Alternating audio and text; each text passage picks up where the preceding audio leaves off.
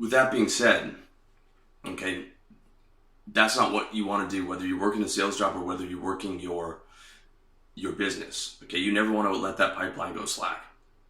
Okay, instead you want to keep that pipeline full to the point of having more clients than you can handle. This is what we call a high quality problem. I launched coaching this year. I've got a number of clients. I'm trying to do articles and videos for you guys.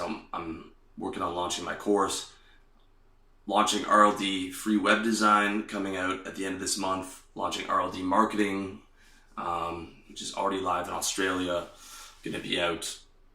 Have a course for you guys on that next year. I'm beyond busy, but that's a good thing in business, okay? Instead of shirking away from that, the solution is to either hire more people, to partner with somebody, which I've done, and to charge more for new clients to match demand, okay? You never charge more to your current clients unless you're increasing the package, unless you're like adding an upsell to that, because then you're punishing a client for investing with you. If you want to add more money to your current clients, you have to upsell them to add more value. But if demand is coming in strong and you have hired more people and demand is still strong, you can raise up the price to match demand. It'll slow demand down, but it will allow you to manage those new clients because it'll slow down slightly, as well as increase your revenue and profit margins.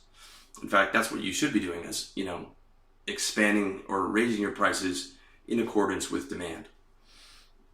And you're always going to have problems in business, okay?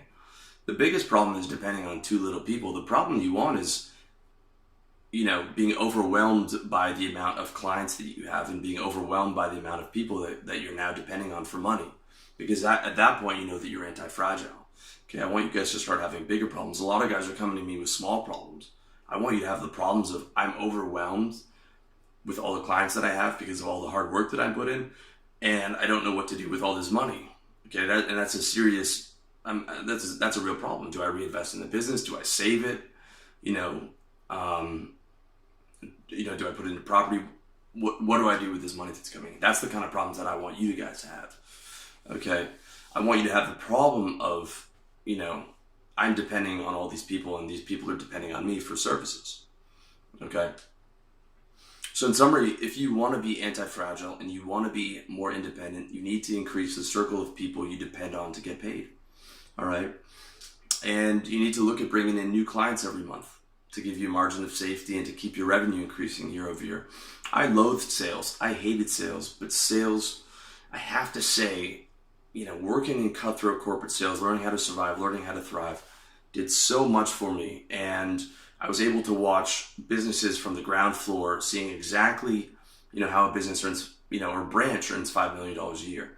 And the focus is revenue target this month and how many new clients you brought on. Okay, and I hated it.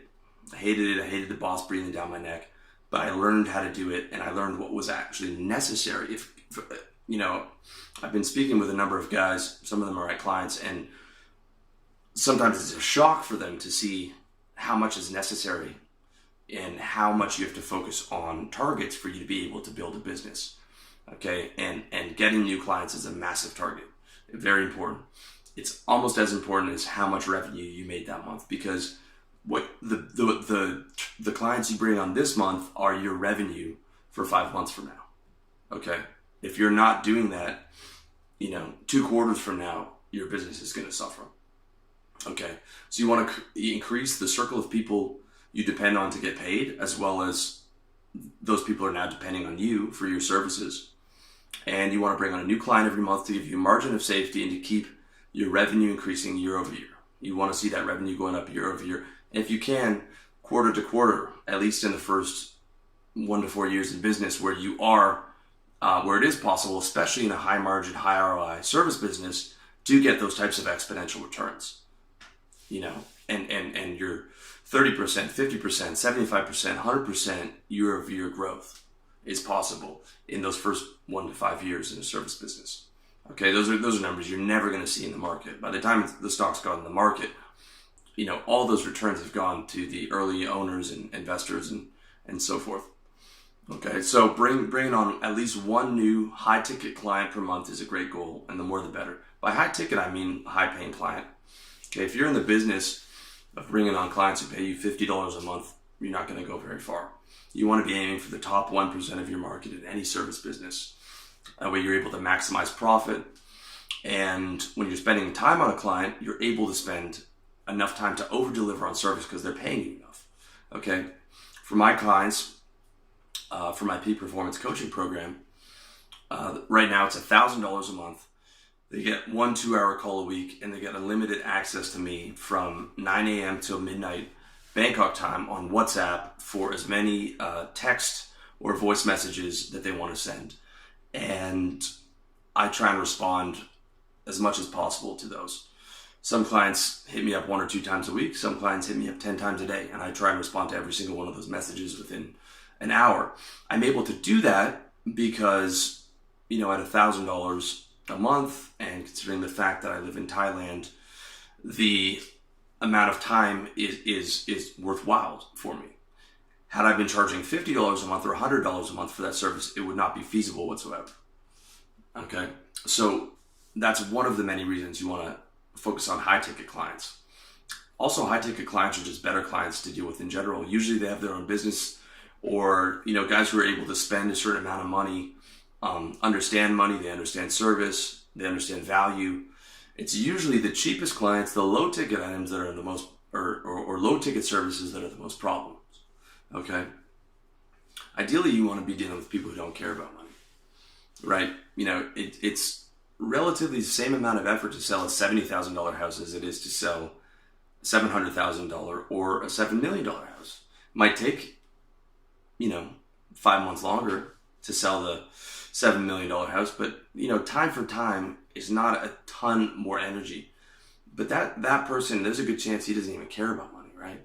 You can take $500,000 off the price and he's fine with that. He just wants to move the house, and he's not going to hassle you on every little detail. Okay, or like you want to be dealing with people who care much more, who have a lot of money because they care much more about service than they do about price. Okay, and like if let's say it's your service is $3,000 to $6,000 a month, you want people that don't give a shit between $3,000 and $6,000, but that extra $3,000 is going to mean a lot to you, right? That's the ideal. But you start at least in the top 1%. You want to move to the top 0.01% if possible. Okay. So like my coaching is aimed for the top 1% of my audience, and that number is going to continue to run. Like I'm going to increase that price next year. And as I expand, as I get more traffic, the top 1% of my, I'll have more top 1% to market to. I'll also have more 0.01% to market to. Okay. Now, yes, I have products for, I have a ton of free stuff, and then I have products, books, $40 for sort of the entry level guys. You can have courses for maybe $250, maybe $300, maybe some for $500, depending on demand, for guys with a bit more money, and then the top end of my market. But for most of you guys, who are just doing a straight service business, go straight to the top 1%. Okay, if you're selling real estate, you want to sell the top 1%. If you're selling insurance, you want to sell to the top 1%, and you want to depend on as many of those people as possible. All right, which means as many clients or potential clients as possible.